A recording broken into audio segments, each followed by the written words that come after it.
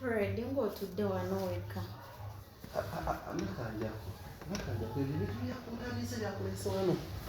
Kakati guluuza singa gyo yakusaana. Mbu kati ekyo kipya nnyo. Byo si byagala. Nkumanya enneeyisaayo, nkumanya n'enkolayo Nakanjako. Fred, kino si kipya. Akusange ng'otuddeko. Eh? Kyo adoyagala. Ky'ogamba tugende eri mu kafo. Naye ate oli musiru.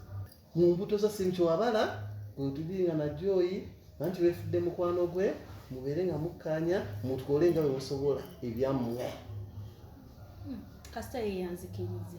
Yakukkiriza tannamanya yesembereza musota. Musota ki? Yesembereza omusota omusota wasobola okufunisa olubuto, wasobola okwagala omusota. Tebyayita dda. Ebiseera ebyo saali musota. Nakanjako tebyayita dda. Bwe nakwesonyiga nkwesonyi eki kyewakola.